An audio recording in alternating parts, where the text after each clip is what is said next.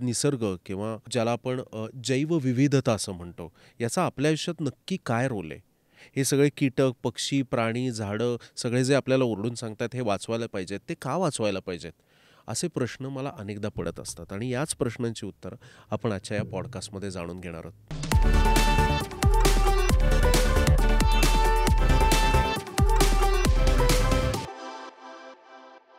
नमस्कार, सोपं करून सांगतो विथ सुव्रतच्या नव्या कोऱ्या एपिसोडमध्ये तुमच्या सगळ्यांचं मनापासून स्वागत आहे.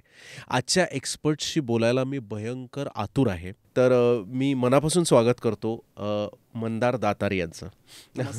मगाशी तुम्हाला एक टागोरांची कविता ऐकवली होतीस. मला असं वाटतं की ऑडियन्सलाही ती ऐकायला आवडेल. फार इंटरेस्टिंग कविता आहे. टागोर असं म्हणतात की हम आकाश कुसुम के पीछे अपने आंगन का उपवन भूल आए. हम आकाश कुसुम के पीछे अपने आंगन का उपवन भूल आए. हो, ब्युटिफुल. आपल्या मराठीतही त्या स्वरूपाच्या कविता आहेत की सहज मिळे त्यात जीव तृप्तता न पावे, जे जे सुदूर जैसे असाध्य ते मन धावे. बरोबर. थोडक्यात मी निरूपण करून सांगतो ज्यांना कोणाला कळलं नसेल. हम आकाश कुसुम के पीछे हमारे आंगन का उपवन भूल आए. म्हणजे एखाद्या आकाशातल्या फुलाच्या मागे धावताना, आकाशातलं फुल म्हणजे तारे का? मे बी दॅट्स व्हॉट ही मेंट. हम अपने पीछे का उपवन भूल आहे. आपल्या अंगणात जे खूप सुंदर उपवन फुललं आहे तेच आपण विसरून गेलो. How beautiful is that. आणि टागोरांना हे 100 वर्षापूर्वी असं वाटत होतं. एनिवे, मंदार, तुझ्याशी खूप गप्पा मारायच्या आहेत, पण आमच्या ऑडियन्सला ऐकायला आवडेल की तुझं शिक्षण कुठे झालं, किंवा if you can please introduce yourself. मी आत्ता आघारकर संशोधन संस्था नावाची संस्था आहे पुण्यामध्ये डेक्कनला, PMCC रोडला, इथं काम करतो. राईट. आणि आता तू म्हणलास तसं जैवविविधता असा माझ्या अभ्यासाचा विषय. आपल्या परिसरातली काही जी वनस्पतीशास्त्र जे आहे, या परिसरातलं, सह्याद्रीतलं किंवा भारतभरातलं, हे समजून घेणे हा माझा अभ्यासाचा विषय आणि ऑब्सेशनचा, पॅशनचा विषय. आणि आत्ता माझं गेल्या 10 वर्षातलं काम अशा स्वरूपाचं आहे की गवताळ कुरणांचा मी अभ्यास करतो. अच्छा. पठारं आणि आपल्या सह्याद्रीतले कडे आहेत ना, आपण समजा पुण्यात मुंबईला जात असू किंवा कोल्हापूरवरून रत्नागिरीला जात असू, तर जे सगळे घाट लागतात ना, त्या घाटात उभ्या कडे जे आहेत, बरोबर, किंवा किल्ल्यांवर आपण ट्रेकिंग करतो ते जे कडे आहेत, तर त्याच्यावरच्या वनस्पती इतक्या त्या एका प्रकारे चॅलेंजिंग एन्व्हायरमेंट आहे त्यांच्यासाठी. तर या सगळ्या वातावरणात या वनस्पतींच्या बिया टिकून राहतात, त्या जगतात कशा, अशा याची कारणं शोधणे हा माझा अभ्यासाचा विषय. त्याबरोबर मी सह्याद्रीत फिरून तिथल्या देवरायांचा अभ्यास केला आहे. रानटी खाद्य वनस्पती, कुठल्या स्थानिक लोक ज्या वनस्पती खातात, आपल्याला माहिती आहे आपल्या मंडईत जे मिळतं ते आपण सगळं आणतो, पण अशा अनेक रानटी खाद्य वनस्पती आहेत की जे जंगली लोक, स्थानिक लोक, जंगली लोक म्हणणं बरोबर नाही, स्थानिक लोक ते त्या वनस्पती जंगलातून आणतात, त्या खातात. तर त्यांचाही एक अभ्यासाचा आम्ही प्रयत्न केला होता. तर अशा स्वरूपाचा गेल्या 10-1 वर्षाचा माझा रिसर्चचा भाग राहिलेला आहे. वा. सो तुझ्या या सगळ्या कामाविषयी, विशेषतः आपण मराठी आहोत त्यामुळे महाराष्ट्रातला इतिहास जसा माहिती पाहिजे तेवढाच महाराष्ट्राचा निसर्ग जर आपल्याला कळला तर ते किती महत्त्वाचं ठरेल. तर महाराष्ट्रातल्या निसर्गाविषयी आपण तुझ्याशी गप्पा मारणार आहोत. पण त्याआधी प्रेक्षकांना मला सांगावंसं वाटतं की आम्ही पुण्यातली महर्षी कर्वे स्त्री शिक्षण संस्था जी आहे त्यांचं स्मार्ट नावाचं एक स्कूल आहे, school of media art.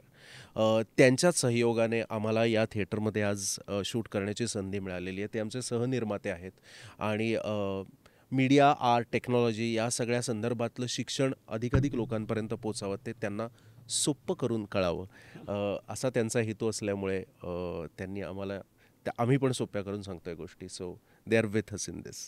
So thank you smart. मला आधी हे विचारायचं आहे की बरेच जणांना आम्हाला हे बायोडायव्हर्सिटी हा असा शब्द ऐकलाच कीच काहीतरी भयंकर मोठा शब्द आहे. जैवविविधता हा तर टंग ट्विस्टर वाटतो अनेक लोकांना. तो हे कशाशी खातात? अगदी सोपी डेफिनेशन आहे. जैवविविधता म्हणजे आपल्या आसपास असलेली सगळं विविधता. म्हणजे आपण एक कुठल्या तरी समजा टेकडीवर चालत गेलो, जिवंत गोष्टींची विविधता, आणि काय सगळं त्याच्यामध्ये येतं. म्हणजे वनस्पती, प्राणी, पक्षी, कीटक तर अति महत्वाचा कॉम्पोनंट आहे. कीटकांची खूप विविधता आहे आपल्यामध्ये. आणि पक्षी, प्राणी आहेत, मायक्रोब्स आहेत, सूक्ष्मजीव आहेत. ते तर विसरून जातो. बुरशा आहेत, ज्या हे सगळ्या गोष्टी कुजवायचं काम करतात. बरोबर. म्हणजे एखाद्या प्राणी वनस्पती मेली तर ती कुजवून ती सगळी मिनरल जमिनीत परत ॲड करणे आणि ती परत नवीन जे जगणार आहेत, नवीन रुजणार आहेत त्यांना उपलब्ध करून देणे, याचं काम बुरशा करतात. म्हणजे ज्याला आपण बॅक्टेरिया म्हणतो ते, बॅक्टेरिया म्हणजे आणि बुरशी म्हणजे फंगस आहे. बरोबर. तर ह्या सगळ्यांची जी विविधता आहे ती म्हणजे आपली जैवविविधता. आणि ती जैवविविधता आम्ही तांत्रिक भाषेत असं म्हणतो की 3 पातळ्यांवर नांदते. ओके. तर एक म्हणजे जेनेटिक डायव्हर्सिटी. ओके. म्हणजे तांदूळ जर विचार केला तर तांदळाचे बरेच वाण आहेत सह्याद्रीत. बरोबर. आता आपण इंद्रायणी लावतो, पूर्वी लोक म्हणतात आंबे मोहरे, आजऱ्याचा घनसाळे, असे लक्षावधी वाण आपल्या जगभर असतील तांदळाचे. ही झाली जेनेटिक डायव्हर्सिटी. आंब्याचं तसंच, आंब्याचे आपले इतके प्रकार आहेत रायवळमध्ये, ती सगळी जेनेटिक डायव्हर्सिटी. त्याच्यावर भांडतही लोक. अगदीच. आंबे खाण्यावरही भांडतात आणि याच्यावरही भांडतात, त्याच्या जेनेटिक डायव्हर्सिटीवर, कुठला आमचा आहे कुठला तुमचा आहे, हे सगळं. त्यानंतर दुसरी पातळी आहे ती स्पीसीज डायव्हर्सिटी. म्हणजे मग एक हॉर्नबिलची एक स्पीसीज झाली, बरोबर, आंबा ही स्पीसीज झाली, नारळ ही स्पीसीज झाली.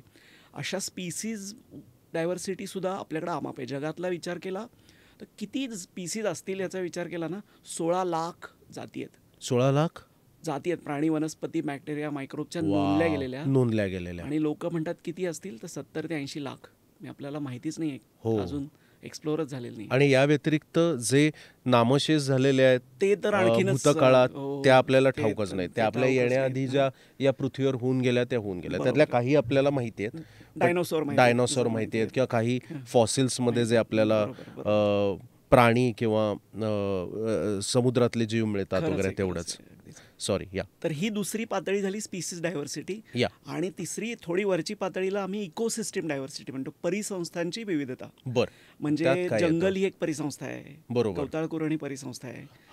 त्यानंतर टुंड्रा प्रदेश. एक्झॅक्टली. मला हा शब्द मला खूप आठवतो, टुंड्रा प्रदेश. टुंड्रा तैगा आपल्याला ते भूगोलाच्या पुस्तकात मला सगळे आठवू दे. विषुववृत्तीय टुंड्रा प्रदेश, येस, गवताळ, एक सव्यानाज म्हणजे ना, सव्यानाज, आणि आर्टिक प्रदेश. बरोबर. सॉरी. जलीय परिसंस्था, नद्या आहेत, तळी आहेत. समुद्रात तर आपण विषयच इतका डायव्हर्स आहे समुद्र आपला, तिथंच सगळं जीवन सुरू झालं. म्हणजे जीवनाचा पाळणा हल्ला असं म्हणलं ना, तो समुद्रात झाला.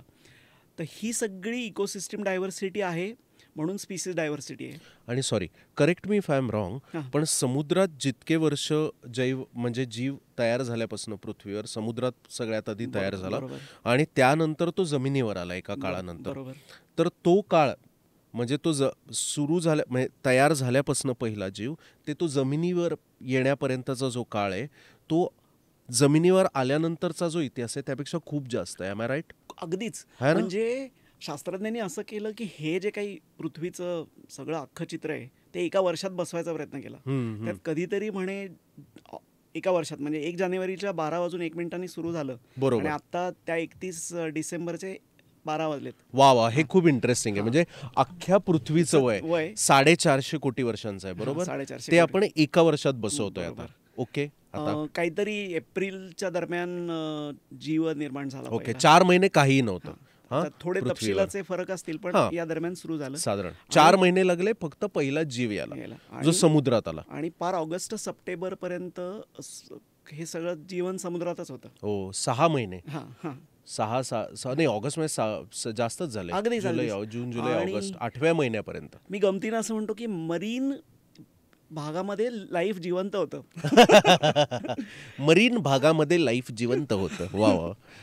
आणि माणूस येऊन फक्त 15 मिनिटं झालेले आहेत या स्केलमध्ये. आणि आपण या 15 मिनिटात हे सगळं जे काही घडलंय ते बदलायच्या प्रयत्नात आहोत. तर ही जी म्हणजे समुद्र झाला, गवताळकुर्ण झाली, जंगलं झाली, आर्टिक प्रदेश झाले, हिमालयासारखे बर्फाच्छादित भाग आहेत, जलीय परिसंस्था, हे सगळ्या परिसंस्थांची विविधता, त्याच्या खाली असलेली स्पीसीज डायव्हर्सिटी आणि त्याच्यात खाली असलेली जेनेटिक डायव्हर्सिटी. म्हणजे तांदूळ कुठेतरी एका ठिकाणी उगम पावला असणार आणि मग तो ठिकठिकाणी वेगवेगळ्या लोकांनी लावला, तर मग तिथल्या वातावरणाला अनुकूल अशा जाती तिथं तयार झाल्या, निर्माण झाल्या. वाणं, ज्याला गावरान वाणं म्हणतो ना, तर ती तयार झाली, त्यामुळे ही जेनेटिक डायव्हर्सिटी वाढली.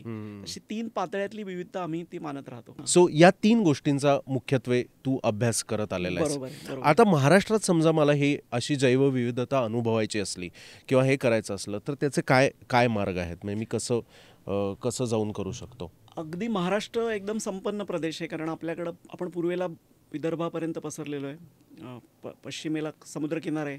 समुद्रकिनाऱ्याचं जीवन तर इतकं म्हणजे विविध आणि अप्रतिम सगळे. आता तर स्नॉर्कलिंग वगैरे आपल्याकडं बरोबर सुरू झालं आहे, त्यामुळे ते बघता येतं. ज्या इशुरीजमधला जो भाग आहे ना, किंवा शॅलो जे इंटरटायडल झोन म्हणतो आम्ही, बरोबर, भरती ओहोटीच्या मधला प्रदेश जो असतो ना, हो, त्याच्यामध्ये सगळं लाईफ खूप सगळं आपल्याला दिसू शकतं. त्यानंतर समुद्रकिनारी खारफुटीच्या प्रकारची जंगलं आहेत. कोकणात मी म्हटलं तसं सडे पठारं आहेत. म्हणजे त्याला 4 शब्द आहेत मराठीत: सडा, पठार, कातळ आणि खरम. सडा शब्द खूप वापरला. सडा पुलंनी लिहिलं ना म्हैसमध्ये, की हातकंब्याचा फाटा डावलून गाडी जेव्हा सड्यावर आली, तो प्लॅटू, तो सडा. तर तो प्लॅटू आहे. त्याचा फुलांचा जो सडा पडतो त्याचे काही संबंध पण नाही. त्या प्लॅटूवर फुलांचे अक्षरशः सडे असतात. पण तो शब्द बघायला पाहिजे, तो शब्द तिकडून नाही, तो आला नसेल, पण म्हणजे अगदी पावसाळ्यात जर आता कासचा आपण मगाशी उल्लेख केलाच. मग नंतर सह्याद्री खुद्द जो आहे आपला, त्याच्यावरची सगळी दाट जंगलं आहेत. बरोबर, त्याच्यावरची पठार आहेत. आणि मग थोडं आपण पूर्वेला जात राहिलं तर मग थोडी पानगळी जंगलं आहेत. म्हणजे पानगळी जंगलं म्हणजे आत्ता जर आपण बघितलं, फेब्रुवारीच्या दरम्यान आपण जेव्हा शूटिंग करतोय, तेव्हा या पानगळी जंगलाचं सौंदर्य आणखीनच वेगळं असतं. तिथं पळसासारख्या अतिशय सुंदर फुलं तिथं फुललेली असतात. पळस म्हणजे जो पळसाला पानं 5च वाला, 3 पळसाला पानं 3 वाला. पानं म्हणजे त्या पर्णिका असतात. बरं. आणि तो पळस आता सगळा बहरलाय. कुठल्या रंगाची फुलं असतात त्याची? भगव्या केशरी रंगाची फुलं असतात. आणि त्याविषयी खूप कविता पण लिहिल्या. ते आग लागलेलं फॉरेस्ट फायर. आता मी आता परवाच 4 ओळी लिहिल्या त्याच्याबद्दल. ते अशी कविता आहे की, असा फुलतोस तू पळसा, त्वरेने बातमी होते, तुझ्यावर लुब्ध ग्रीष्माची नजर ही रेशमी होते. वा. तर असं तो फुललेला. आणि खूप त्याची वर्णन आहेत. बहिणाबाईंनी खूप सुंदर वर्णन केलंय की, पयसाचे लाल फुलं, हिरवे पानं गेले झडी. म्हणजे पळसाचं जे ऑरेंज फूल आहे, लाल फूल आहे, आणि त्यावेळी हिरवं पानं आहे ना, ते झडून गेलं. म्हणजे पानं गळतात तेव्हा त्यांना फुलं येतात. तर पयसाचे लाल फुलं, हिरवे पानं गेले झडी, विसरले लाल चोच, राघू गेले कुठे उडी.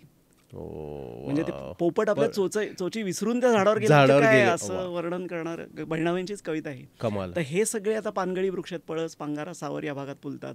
त्यानंतर आणखीन पूर्वेला गेलं तर मराठवाड्यातली, खानदेशातली गवताळ करून आहे. वऱ्हाडाचा थोडासा ड्राय भाग आहे.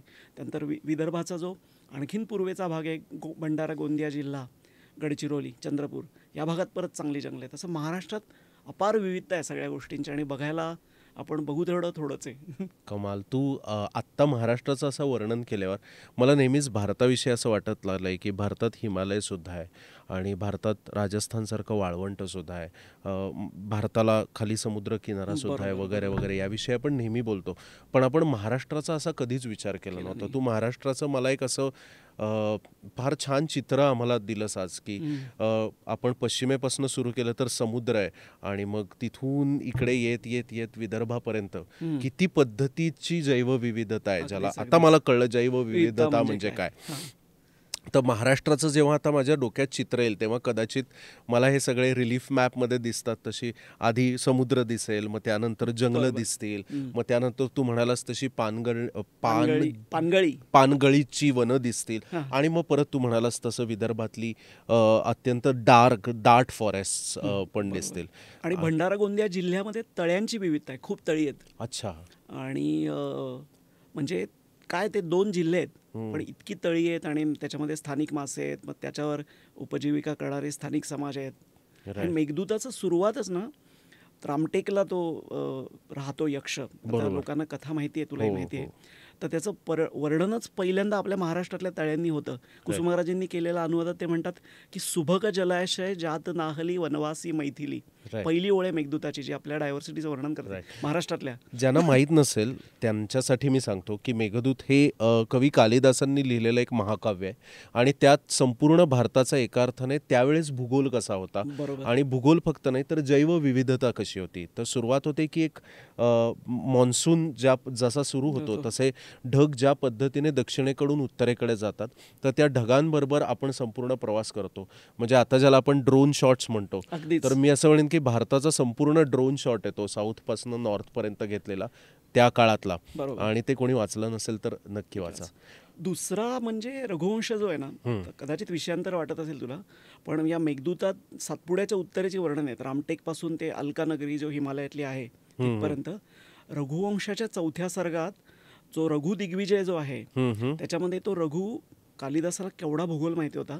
तो रघु अयोध्येवरून निघतो, तो पूर्वेला जातो बंगाल वगैरे भागात, तिथून कलिंग नंतर आंध्र, खाली तामिळनाडू म्हणजे तुतीकोरीन वगैरेच्या आता ते मोत्यांसाठी प्रसिद्ध असलेलं शहर, त्याची त्या काळातली कालिदासाने केलेली वर्णन आहे. तिथं मोती आहेत ते. केरळला वळसा घालतो, सह्याद्रीचं वर्णन करतो तो, आणि केरळातून मुर्ला नदी म्हणजे आपली काळी नदी कर्नाटकात येऊन महाराष्ट्र क्रॉस करून त्र्यंबकेश्वरचंही वर्णन आहे त्याच्यामध्ये रघुवंशात. आणि तो पाकिस्तानात त्यावेळेच्या जाऊन परत तो असा भारताला वेढा घालून तो दिग्विजय करून अयोध्येला परत जातो. तेव्हा कालिदासाला ही दृष्टी होती की भारताचा भूगोल कसा आहे त्यावेळी. अमेझिंग. आता तू चांगल्या पद्धतीने कालिदास आणि त्याआधी तू बहिणाबाईंचाही उल्लेख केलास. मला तुला असं विचारायचं आहे की ह्या संपूर्ण ज्याला आपण जैवविविधता असं म्हणतो, ती तर अनेक वर्ष अस्तित्वात आहे, पण मनुष्य काय पद्धतीने त्याचा कधी अभ्यास करायला लागला आणि त्याचा इतिहास, मग तो भारतीय अर्थानेही असेल आणि मग तुम्ही जसे इन्स्टिट्यूटमध्ये जसा अभ्यास करता त्याविषयी मला जाणून घ्यायला खूप आवडेल. आय एम शुअर प्रेक्षकांना सुद्धा. तर बघ असं आहे की माणूस जिथं जिथं होता पृथ्वीवर तिथं काहीतरी स्वरूपाचं ज्ञान आणि आकलन होतं. बरोबर. त्या कॉग्निटिव्ह रेव्होल्युशनमुळं ज्ञानाची क्रांती झाली आणि लोक एकमेकांशी संवाद साधायला लागली. पण हे सुरुवातीचं ज्ञान आकलन त्या समाजांपुरतं होतं आणि ते संघटित स्वरूपाचं नव्हतं. बरं. आणि जे काही ज्ञान होतं त्याच्यामध्ये खूप काल्पनिक गोष्टी सुद्धा घातलेल्या गेलेल्या असायच्या. अच्छा, म्हणजे सगळं शास्त्र शुद्ध असं नव्हतं. कुठल्याही संस्कृतीमध्ये लोकांनी उडणारे घोडे, बरोबर, त्यानंतर ज्या परिकल्पना होत्या, पण माणूस खाणारे वनस्पतींची वर्णनं केली आहेत. त्यानंतर घराला छप्पर म्हणून थेट लावता येईल अशा मोठी कासव आहेत म्हणे की जी फक्त त्याचं ती पाठ काढून आणायची आणि घराला छप्पर म्हणून लावायची. आता एक मला कल्पनेचंच कौतुक वाटतं, पण अशी कल्पना लोकांनी केलेलं आहे आपल्याकडं. पण या कल्पना होत्या हे आता सिद्ध झालेलं आहे. म्हणजे पहिला जो काही थोडेफार प्रयत्न होते वनस्पती प्राणी वर्गीकरणाचे किंवा ह्याच्या त्यात खूप काल्पनिक गोष्टीही घातलेल्या होत्या आणि ते नेमकं सुटं काढणं हे शास्त्रज्ञांनी एक फार महत्त्वाचं काम केलं की त्यातलं प्रत्यक्ष काय आणि खोटं काय ते कसं काढलं. निरक्षीर विवेक म्हणतो ना आपण. अवघड आहे किती. तर थोडी मी इतिहास सांगतो की याचा, मी म्हटलं तसं हे प्रत्येक संस्कृतीत प्रत्येक समाजामध्ये जिथं राहणारे लोक होते त्यांच्याकडं त्या स्वरूपाचं ज्ञान होतं, पण ते आजच्यासारखं आपलं आत्ताचं पॉवर काय आहे की आपण संघटित ज्ञान आहे आपल्याकडं, ते तसं नव्हतं. आणि ते त्या स्थलकालात सीमित देशीय म्हणता येईल असं त्या प्रदेशापुरतंच होतं. बरोबर.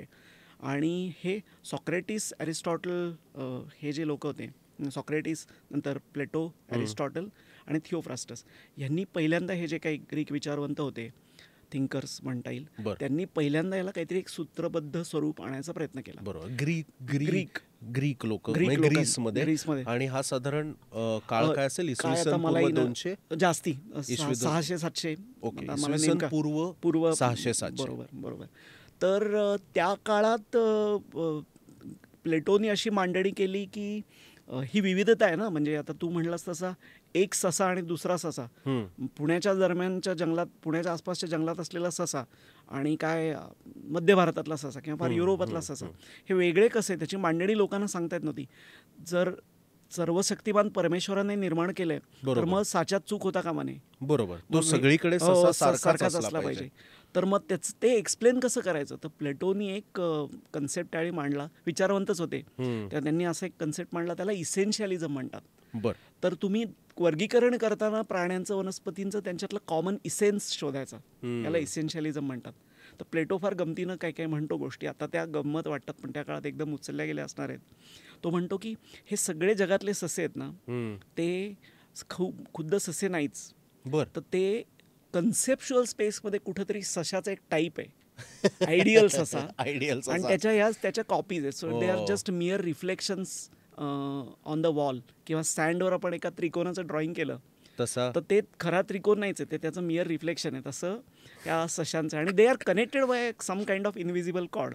त्या आता जर हा कन्सेप्ट, सॉरी मी तुला इंटरप्ट करतोय, पण अरे म्हणजे आम्ही कॉलेजमध्ये असताना प्लेटोसारखं बोलायचो असं मला वाटतंय. कारण आम्ही असा एक आमच्यात रनिंग जोक होता की कोणी कोणी प्रसिद्ध नटनट्यांसारखे किंवा प्रसिद्ध लोकांसारखे दिसतात ना, तर आमचा कोणी मित्र प्रसिद्ध नटासारखा दिसत असला, समजा हा अमिताभ बच्चन सरांसारखा दिसत असला, तर आम्ही म्हणायचो हा साचा पडलेला अमिताभ बच्चन आहे.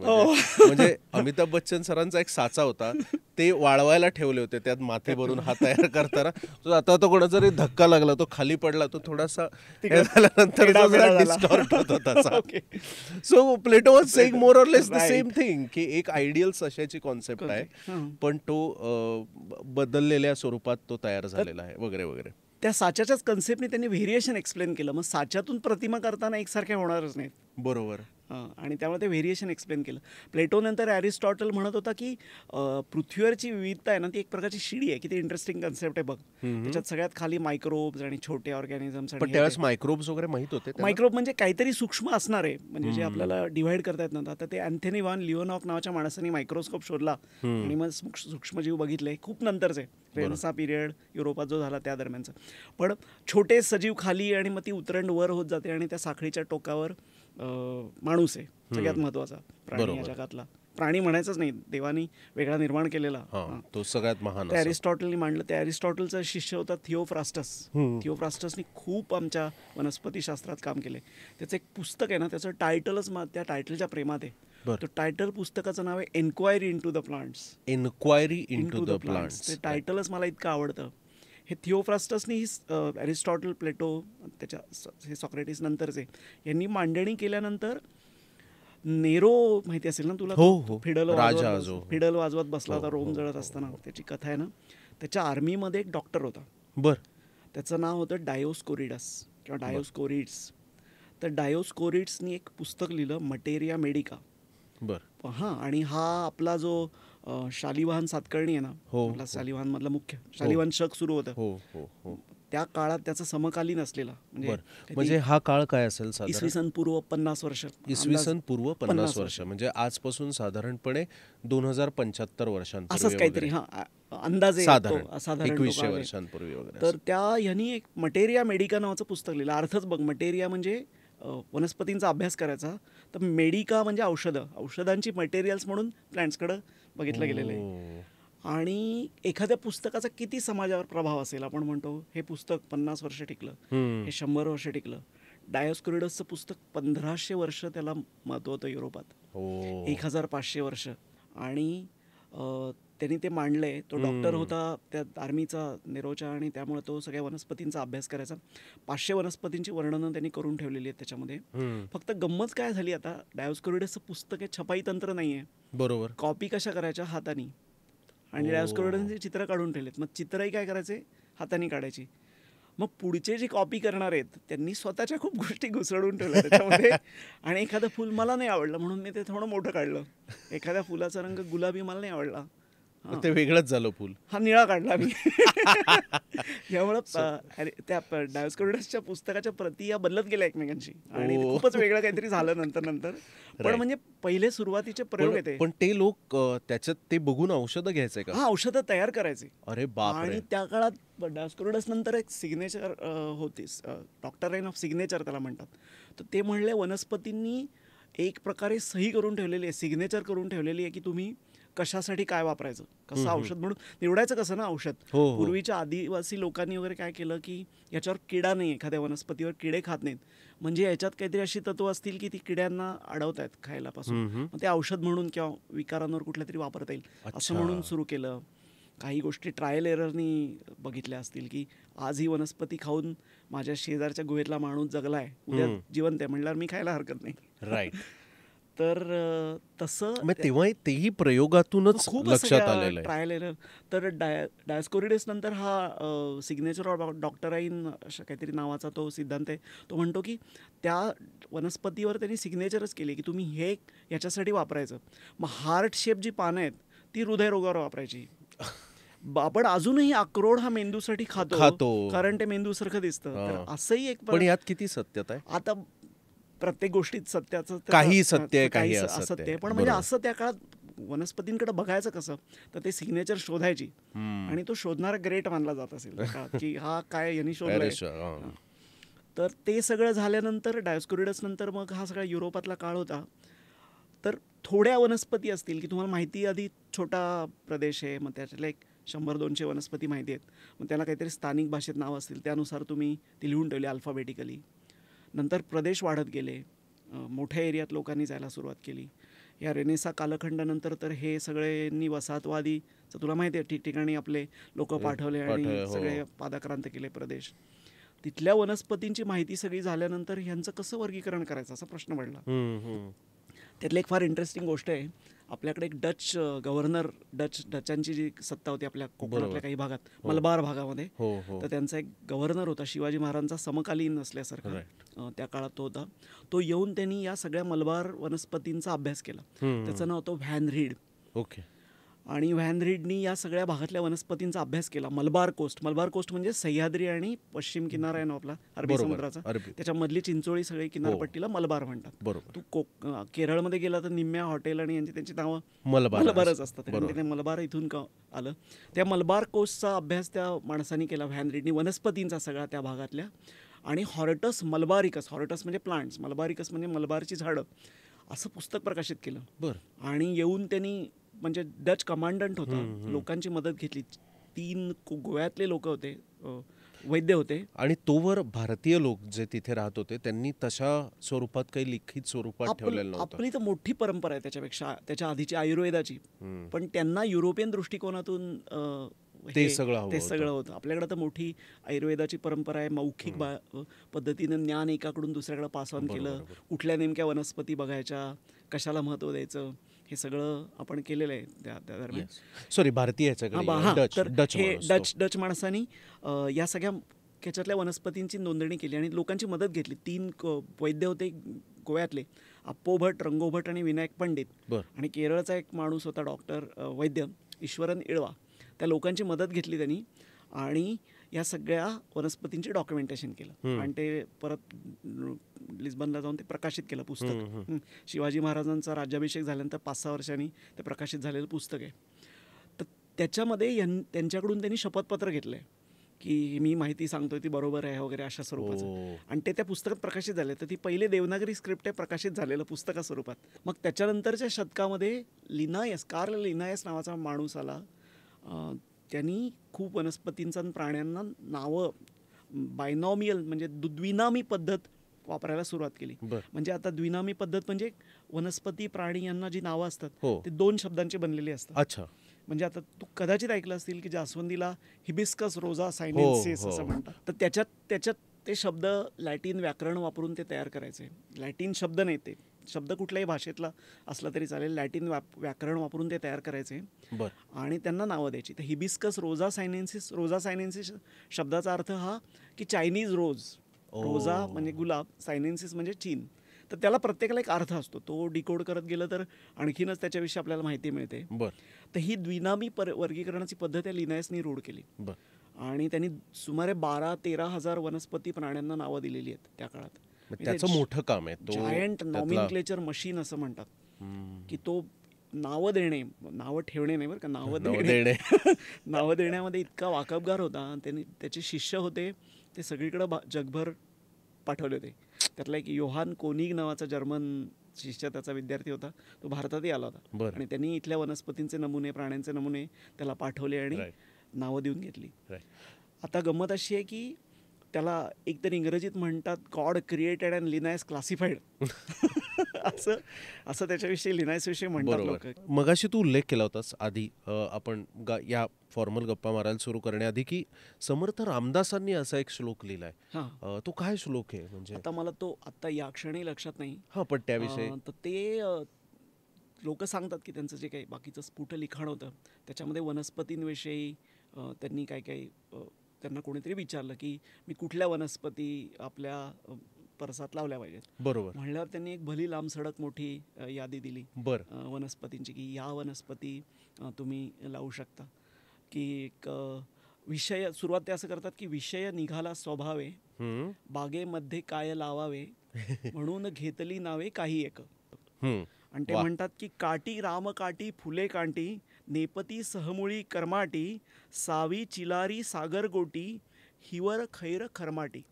आणि अशा 350 वनस्पतींची नावं ते घेतात आणि शेवटी म्हणतात की 18 भार वनस्पती, गुण सांगावे ते किती, अल्प बोललो श्रोती क्षमा केली पाहिजे.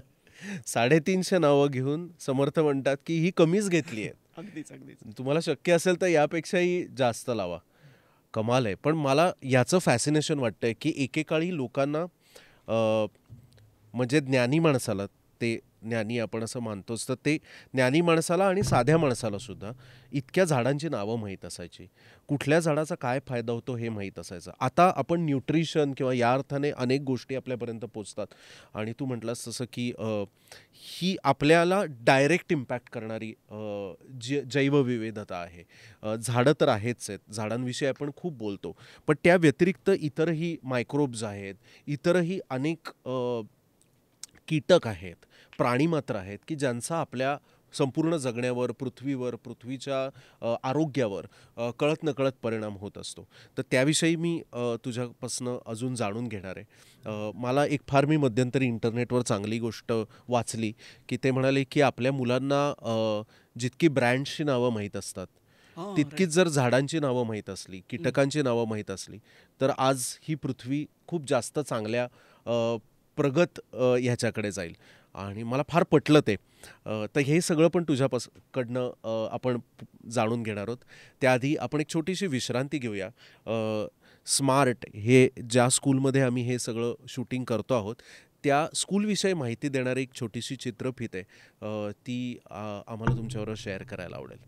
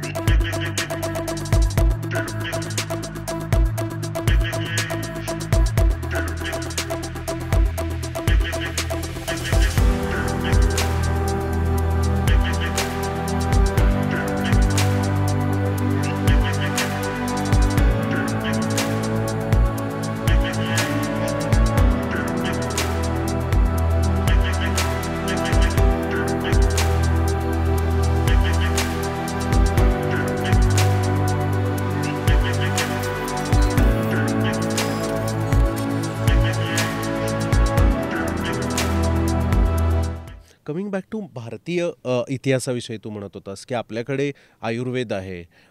अनेक असे दाखले तुम्हाला मिळतात की जिथे जसं तू म्हणालास की स्थानिक लोक किंवा ज्याला आपण आदिवासी लोक म्हणतो की जे निसर्गावर त्यांचं जगणं हे त्या अर्थाने नागरी लोकांपेक्षा अधिक जास्त समरस झालेला आहे.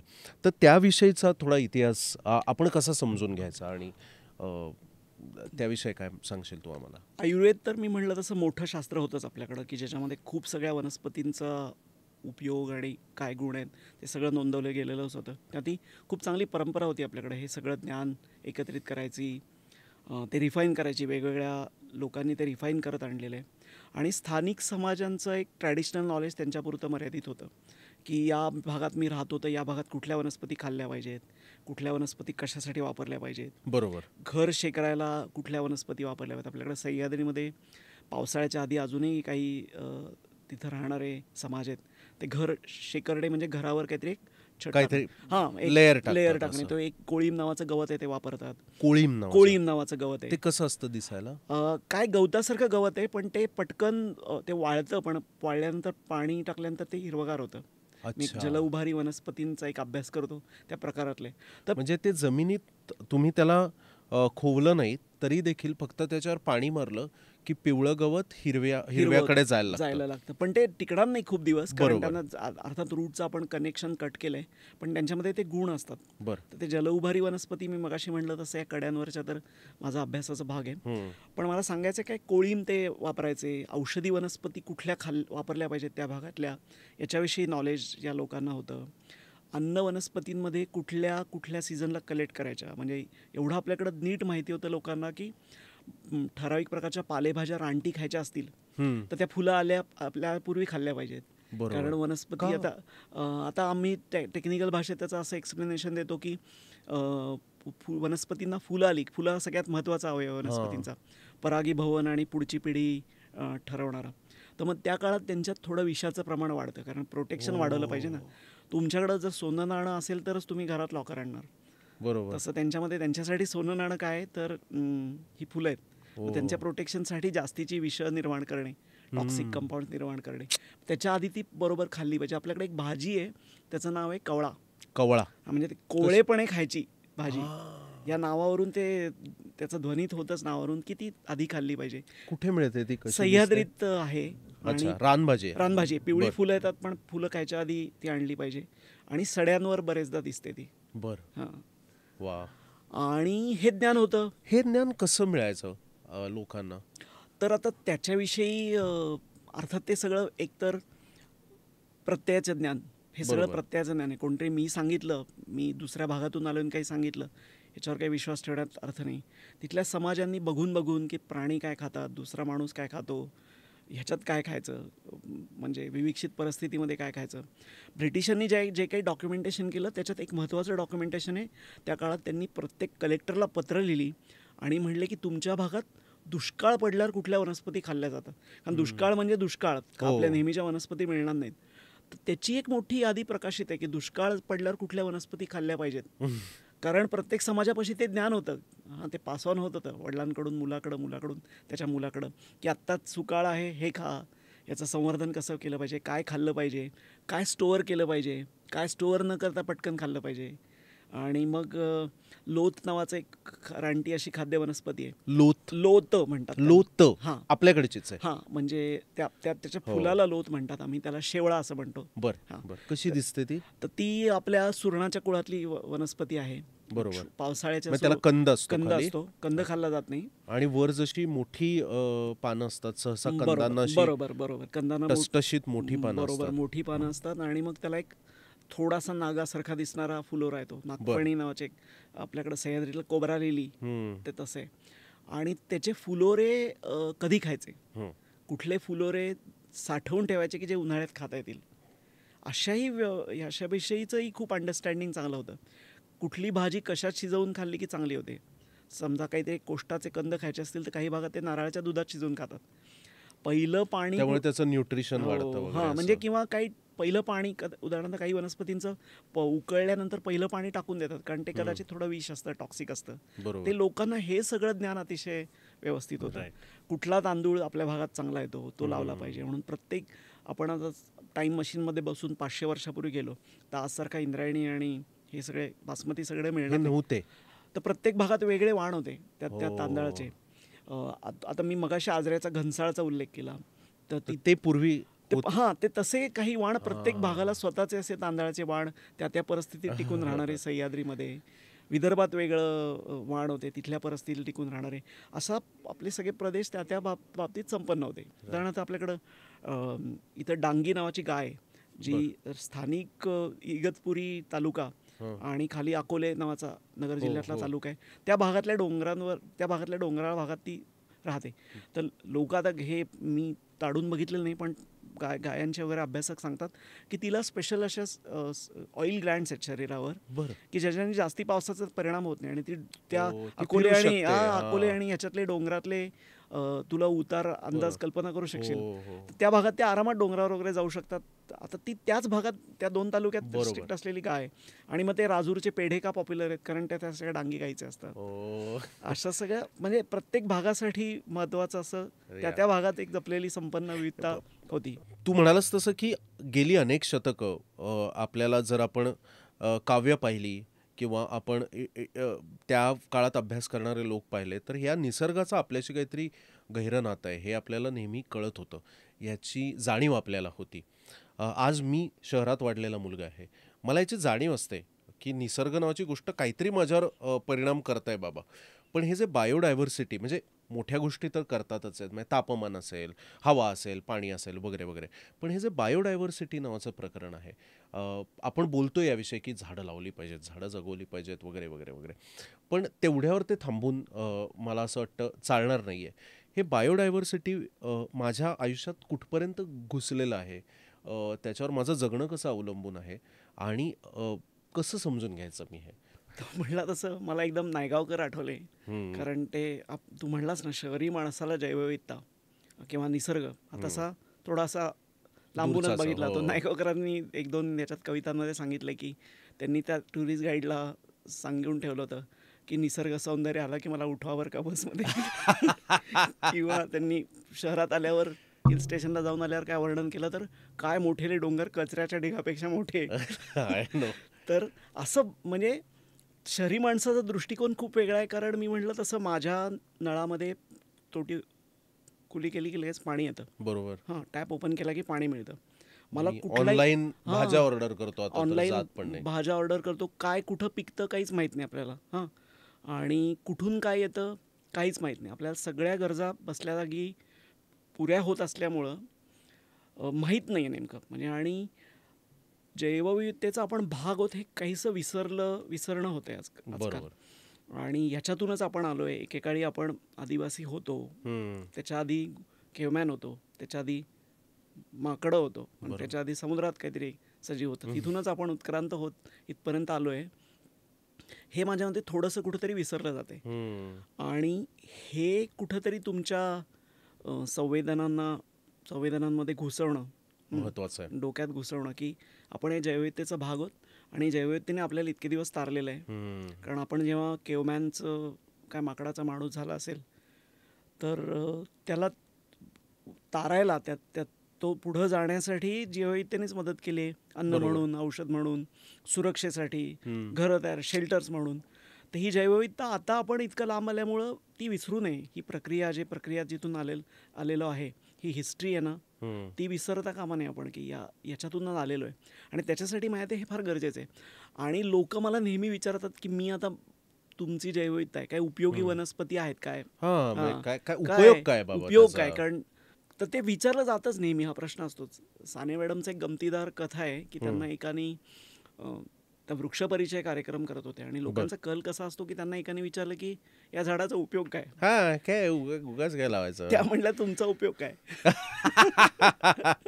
That's actually true. हां, दॅट्स ॲक्च्युअली ट्रू. तसं उपयुक्तता म्हणून आपण प्रत्येक गोष्टीकडे पाहायला गेलं तर खरं कित्येक माणसांचा किंवा माणूस ज्या कृती करतो त्यातल्याही अनेक गोष्टींचा काही उपयोग नाही आहे. I totally agree. बरोबर. आणि आपल्या काही उपयुक्त वनस्पती आहेत पिकांचं. तांदूळ माहिती आहे आपल्याला काय, बरोबर, आंब्या माहिती आहे, फळं माहिती आहेत, भाज्या माहिती आहेत, त्या सगळ्या उपयुक्त वनस्पती आहेत. त्याच्या पलीकडच्या विविधतेचं आपल्याला तेवढी जाण नसते की याच्यातून काय उपयोग होऊ शकेल का, याच्याविषयी काहीच माहिती नसतं. आणि ती कशी ती नामशेष झाली तरी चालेल असं मानणारे सुद्धा लोक आहेत की ज्याचा उपयोग नाही त्याचा काय आपल्याला गेलं तरी काहीच हरकत नाही. पण आपण एका मोठ्या जाळ्याचा भाग आहोत आणि तो टॉवर असतो ना, काय म्हणतात त्या लाकडांचा, आणि एक काढत राहतो.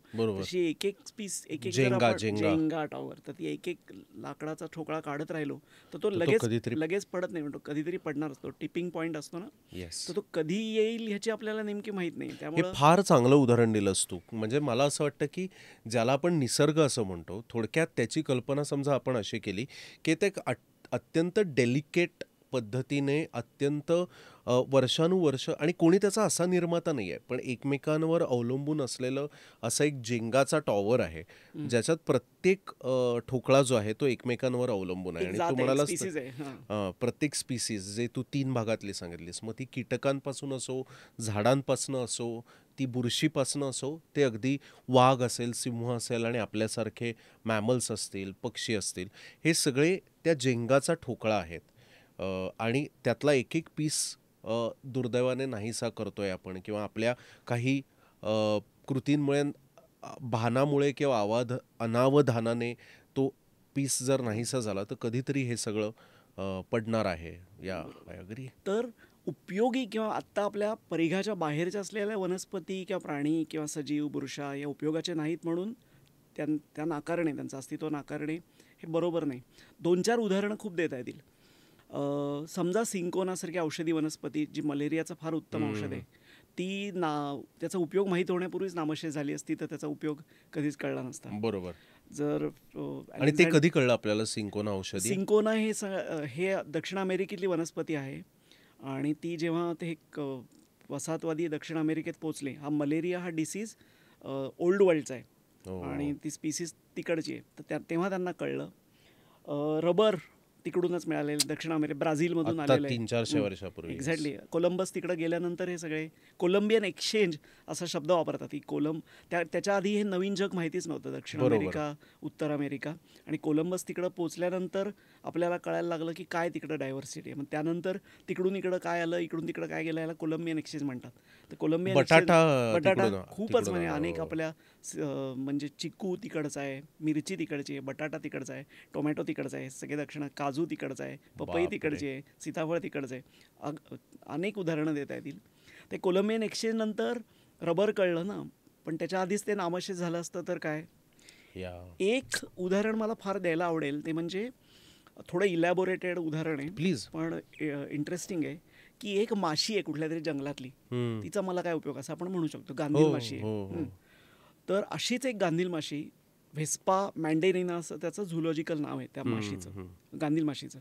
ती जपानमध्ये होती. मोठी माशी असते, म्हणजे आपल्या मधमाशीची कल्पना नको करायला. गांधील माशी मोठी, अजस्त्र गांधील माशी आहे, तरी एवढी फिरते. आणि तिचं अन्न काय तर दुसऱ्या गांधील माशा किंवा मधमाशा, आणि ती त्यांच्या पोळ्यांवर हल्ला करते. ही माशी स्वतः परत कॉलनीजमध्ये राहणारी आहे, पण ती दुसऱ्या पोळ्यांवर हल्ला करते आणि त्यांचा चट्टामट्टा करते.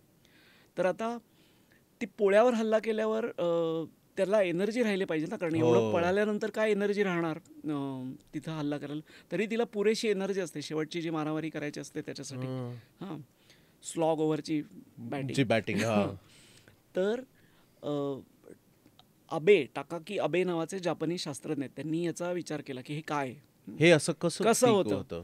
मग त्यांच्या असं लक्षात आलं की त्यांच्या ज्या आळ्या असतात त्या आळ्यांमध्ये एक विशेष प्रकारचं रसायन आहे त्या व्हेस्पाच्या, की जे तुम्ही जेव्हा एखादी पळायला सुरुवात करता, प्राणी असो किंवा आपणही, तर आधी सगळं ग्लुकोज आपलं वापरलं जातं. बरोबर. आणि नंतर मग ग्लुकोज संपल्यावर चरबीची आठवण होते आपल्याला, स्टोअर्ड फूड, आणि मग चरबी वापरली जाते. आणि त्यामुळे चरबीचं जे काही ती चयापचयात आपल्या मेटाबॉलिझममध्ये यायला वेळ लागतो. बरोबर, ते सांगतात ना आजकाल आपल्याला. ग्लुकोज सारखं पटकन तोडता येत नाही, अन्न म्हणून वापरता येत नाही. इंटरमिटंट फास्टिंग जे म्हणतात, की थांबा, ते ग्लुकोज इन्शुलिन खाली जाऊ दे, मग तुम्ही चरबी वापराल. तर ग्लुकोज पटकन आपल्याला एनर्जी वापरता येतं. मला इथून 100 मीटर पळायचं, तर ग्लुकोज जेवढं म्हणजे असेल तर पण पटकन पळू शकतो. तर ग्लुकोज संपल्यावर चरबी वापरायला सुरुवात होते. त्या अबेंनी काय केलं की त्यांना असं लक्षात आलं की त्या माशीच्या अळीमध्ये असे रसायन आहेत की जे थोडंसं ग्लुकोजचा साठा शिल्लक राहिला कीच चरबी वापरायला सुरुवात करतात. आणि तो मी म्हणलं तसं स्लॉग ओव्हरसाठी तो ग्लुकोजचा साठा वापरला जातो, आणि त्याच्यात थोडा आधी ग्लुकोज मग चरबी वापरणार. तर शेवटच्या त्या स्प्रिंटसाठी तिला ग्लुकोज शिल्लक राहत आहे मारामारीसाठी. आणि ते आता व्यवहार चतुर शास्त्रज्ञ होते, त्याच्यामुळे त्यांनी लगेच त्याचं एक पेटंट घेतलं की हे रसायन असं आहे, आणि त्याचं एक व्हॅम नावाचं ड्रिंक, स्पोर्ट ड्रिंक केलं. आणि त्याच्यात काही उत्तेजक द्रव्य नाही आहेत, साधं त्याच्यातली एन्झाईम्स आहेत ती. आणि ती द्रव्य घेतल्यानंतर काय झालं, आपल्याला माहिती आहे हे जे मॅरेथॉन स्पर्धा असतात त्याच्यामध्ये सगळे हे केनिया, इथिओपियाचे लोक जिंकतात, कारण त्यांचा एकूण तो बांधा बघता. जपान्यांचं तसे स्थूल बांधा आणि असं त्यांचं हे असतं.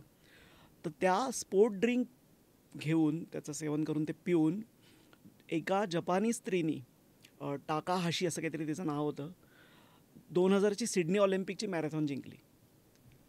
आणि तेव्हा लोकांना की जपान्यांनी कसं केलं बाबा हे, मग ह्याचं डिकोड केल्यावर लक्षात आलं की हे ते व्हॅम्प नावाचं ड्रिंक आहे ते वापरले, व्हॅम्प काहीतरी, आणि ते पिलं तिने. आणि ते मूळ कुठून आले, एका जैवविद्येच्या घटकातून आले की जे प्रोबॅबली अबेंना शोधायच्या आधी लोकांनी ते दुर्लक्षित केलं असतं. तर असे कित्येक असे कुलप, म्हणजे मी म्हणलो तसं दडलेली आहेत की ज्याच्या किल्ल्या आपल्याला अजून ठाऊक नाहीये, कुलूप शोधायचे किल्ले आहेत.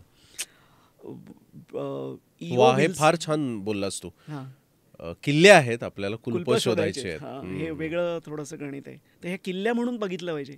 एडवर्ड विल्सन काय म्हणतो की तुम्ही, एडवर्ड विल्सन अतिशय मोठा म्हणजे आता नुकतेच त्यांचं निधन झालं, पण त्यांनी खूप बायोडायव्हर्सिटीमध्ये महत्त्वाचं काम करून ठेवलं आहे आणि खूप कॉन्ट्रीब्युशन आहे त्यांचं. त्यांची पुस्तकं आहेत खूप. जेरेड डायमंड वगैरे तू ऐकलं असेल, ते सगळे विल्सनच्या समकालीन. आणि मॅकआर्थर नावाचं एक मोठे इकॉलॉजिस्ट होते, त्यांचे सगळे स्टुडंट.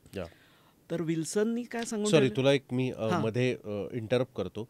आम्ही याच्याकडनं या सर्व पुस्तकांची यादी घेणार आहोत आणि बरं. आम्ही ती सहसा आमच्या कमेंट सेक्शनमध्ये टाकतो. हां. म्हणजे आपले जे ऑडियन्स आहे त्यांना अजून या विषयाबद्दल खोलात जाऊन माहिती हवी असली हां. तर त्यांना ते वाचता येतं. तर आम्ही प्रत्येक स्पीकरकडनं घेतो तशी ह्याच्याकडनंही आम्ही यादी घेऊ आणि खाली कमेंट सेक्शनमध्ये टाकली आहे ती पुस्तकं वाचा आणि आम्हाला अजून तुम्हाला काही प्रश्न असतील याला तर ते विचारा.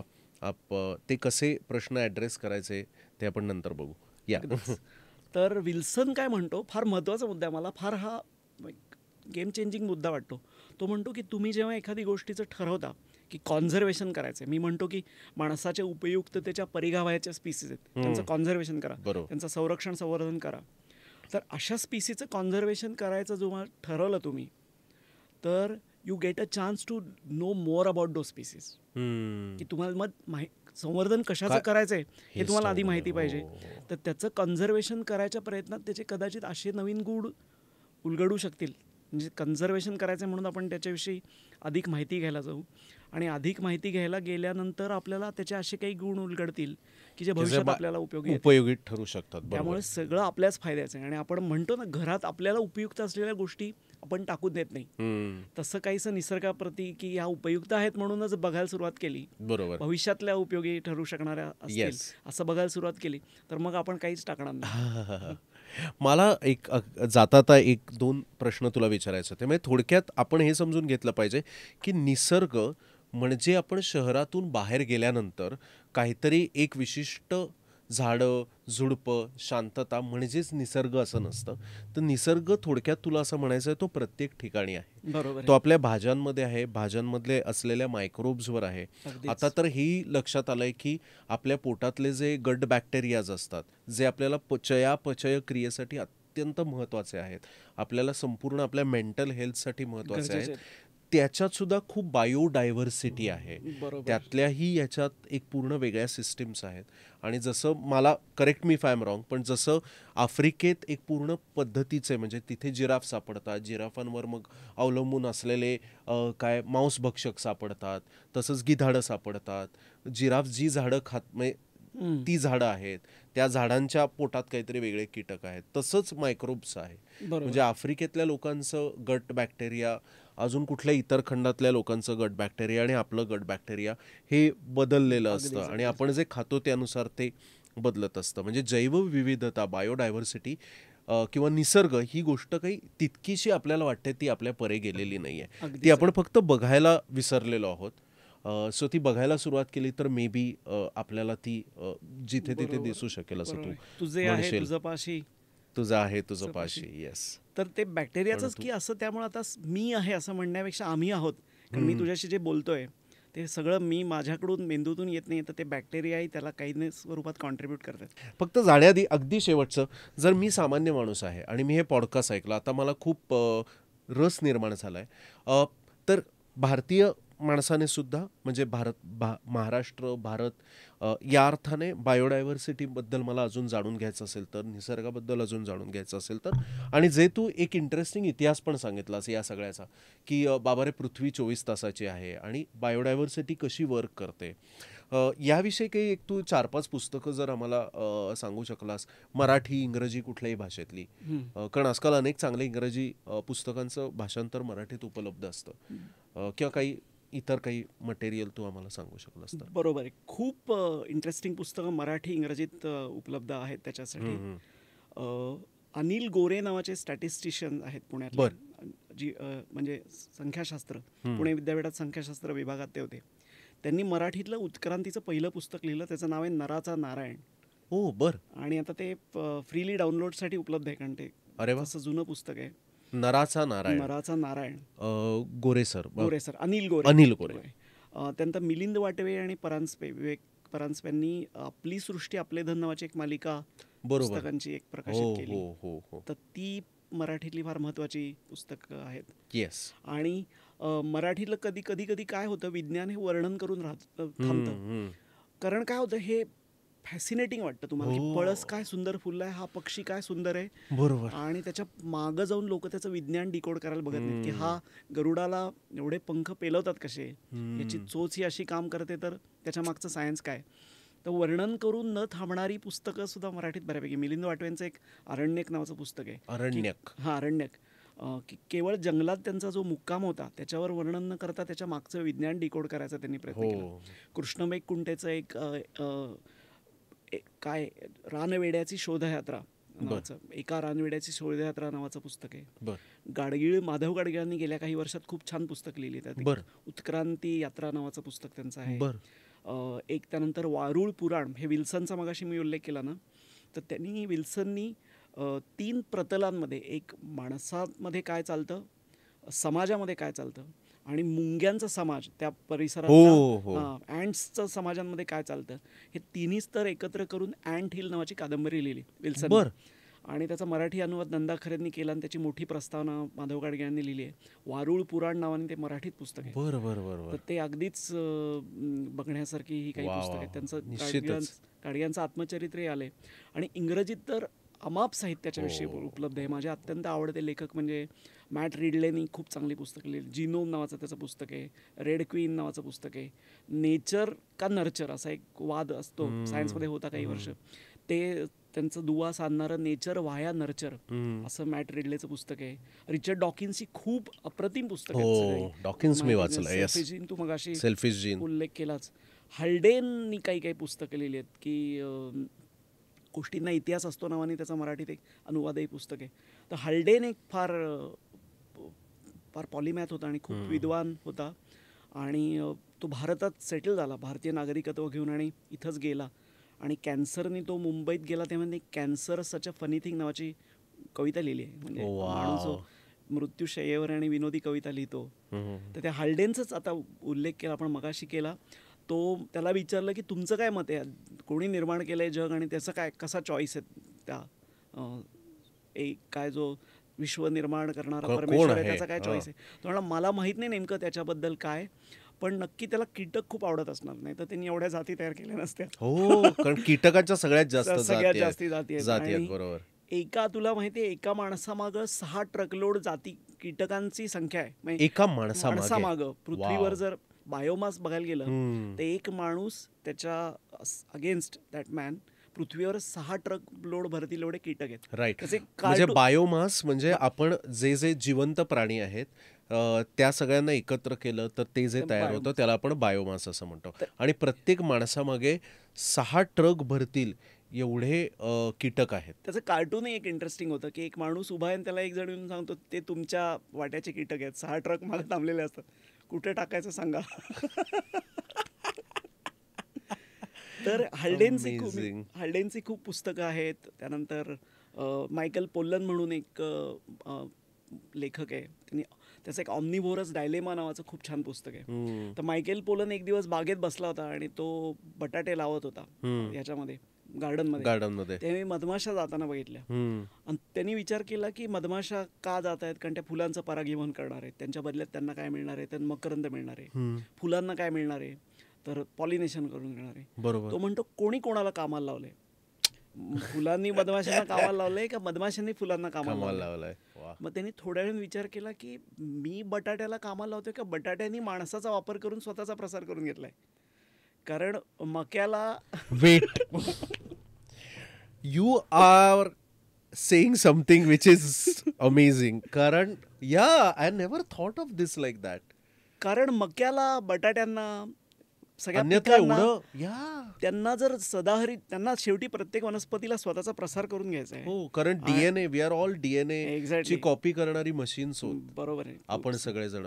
तर बटाट्याला ह्याचा प्रसार करून घ्यायचा आहे, स्वतःला मक्याचा स्वतःचा प्रसार करून घ्यायचा आहे, किंवा अमेरिकेतल्या लॉन ग्रासला स्वतःचा प्रसार करून घ्यायचा आहे. तर मग त्यांना काही सदाहरित जंगलांची झाडं तोडून सदाहरित जंगलांना मागं त्यांनी माणसाचा वापर करून हे करून घेतलंय का काय, अशी पोलनची मांडणी करतो. Boom. This is the Eureka moment in last many years. I have never thought of batata like this. तर बटाटे खाताना so true, yeah. मी बटाट्याची भाजी खातोय का बटाटा माझी भाजी खातोय असा विचार केला पाहिजे आपण. Same with chicken.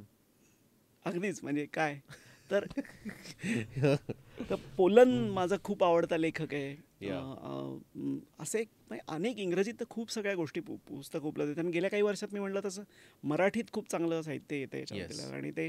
आणि माझं स्वतःचं असं झालं की सुरुवातीचं बॉटनी मी मराठीतून समजून घेतलं, कारण मराठीतून हे जे लोक लिहायचे, मी मगाशी उल्लेख केला तसं साने मॅडम, प्र के घाणेकर, श्रीधर महाजन, विनया घाटे किंवा शरदिनी डहाणूकरांची पुस्तकं आहेत, यांचं दुर्गाबाई भागवतांचं ऋतुचक्र मी पारायणं केलेत. एवढं सुंदर पुस्तक मराठीत आहे, अप्रतिम. तर हे सगळं वाचून मला बॉटनी जास्ती कळायला लागलं. तर मातृभाषेत कळतं म्हणून मराठीत साहित्य येतं, हे फार चांगली गोष्ट आहे.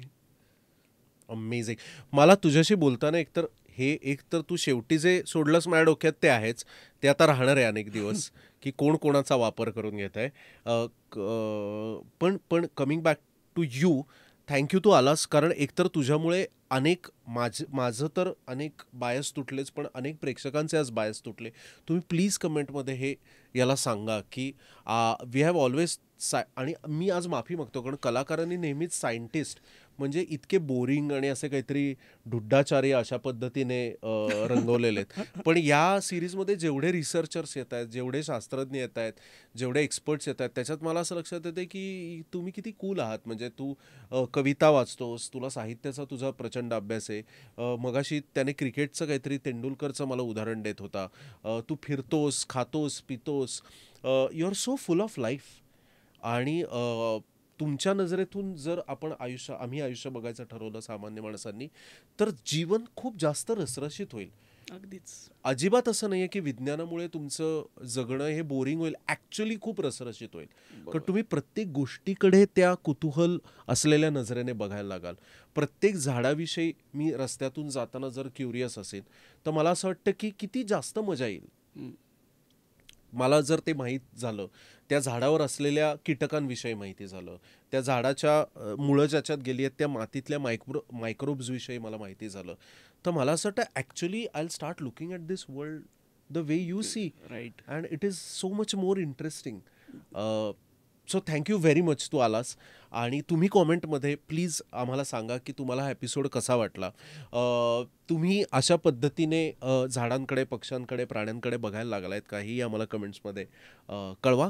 आणि let's all respect nature, because we are nature, nature is us. I mean आपण काही असे कोणी वरून पडलेले नाही होत. जे काय पूर्वी आपल्याला वाटायचं, आता आपल्याला माहिती आहे की तसं नाही आहे. पण थँक्यू व्हेरी मच. या माध्यमातून किंवा अजून काही माध्यमातून तुझ्याबरोबर हा जो संवाद सुरू झाला आहे तो चालू राहू दे. प्रेक्षकांना मी असं म्हणेन की आम्ही फक्त पूल आहोत. सो तुम्ही सुद्धा, तू इंस्टाग्रामवर आहेस? हां, आणि आमच्या आघारकर रिसर्च इन्स्टिट्यूटनी गेल्या काही वर्षात खूप विज्ञान प्रसाराचे कार्यक्रम केलेत. ओके. आमचा ओपन डे असतो, आमचं स्वतःचं यूट्यूब चॅनल आणि इंस्टाग्राम आणि ह्याचे सगळेच अकाउंट आहेत. आणि त्याच्याद्वारे मी फक्त जीवशास्त्रात अभ्यास करतो, म्हणजे वनस्पतीशास्त्रात. पण जीवशास्त्राचे बाकीचे सगळे जे विषय आहेत ते अभ्यास करणारे शास्त्रज्ञ या माध्यमांवर उपलब्ध असतील लोकांना, जर त्यांना समजून घ्यायचं असेल काही गोष्टी तर.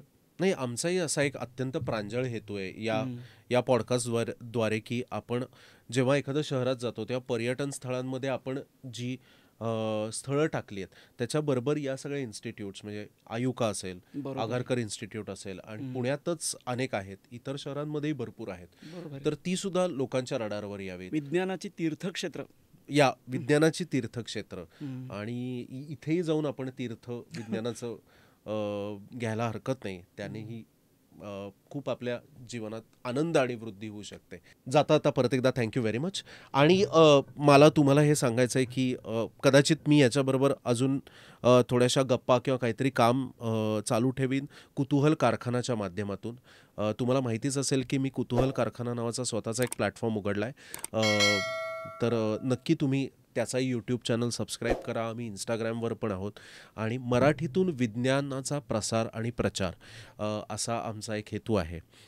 मी अनेकदा त्या ह्याच्यात म्हणतो, you will agree with it, की जसं डार्विनची थिअरी आहे, डायनासोरसचा कसा अंत झाला हे आहे, किंवा आपल्या आसपासच्या याच्यातलं जी आत्ता तू गोष्ट सांगितलीस एका मधमाशीची, एक काळ असेल की आजी झोपताना या गोष्टी आपल्या नातवाला सांगेल. वा. असं मला नेहमी वाटतं. किंवा तारे मेल्यानंतर कशी सृष्टी तयार होईल, आणि त्याची सुरुवात मला असं वाटतं की तू जे काम करतोयस ते लोकांपर्यंत पोचण्यापासनं होईल. सो अशी एक पिढी घडली तर फार मजा येईल असं मला वैयक्तिक पातळीवर वाटतं. याचबरोबर विषय खोलला सुद्धा सबस्क्राईब करायला विसरू नका. हा व्हिडिओ जो आहे तो अधिकाधिक तुमच्या नातेवाईकांपर्यंत, मित्रांपर्यंत पोचवा. त्याचबरोबर शेजारी जो बेल आयकॉन आहे त्याच्यावर क्लिक करायला विसरू नका, कारण विषय खोल अनेक विविध विषयांवरचे अनेक इंटरेस्टिंग व्हिडिओज तुमच्यासाठी घेऊन येणार आहे. सोपं करून सांगतो, सुव्रतचे सुद्धा ताजे एपिसोड्स आम्ही घेऊन येणार आहोत. या एपिसोड्समध्ये तुम्हाला कोणाबरोबर गप्पा मारायला आवडतील, कोणाकडनं ऐकून घ्यायला आवडेल, हे खालच्या कमेंट सेक्शनमध्ये आम्हाला लिहून नक्की पाठवा. आम्ही नक्की त्यावर विचार करू.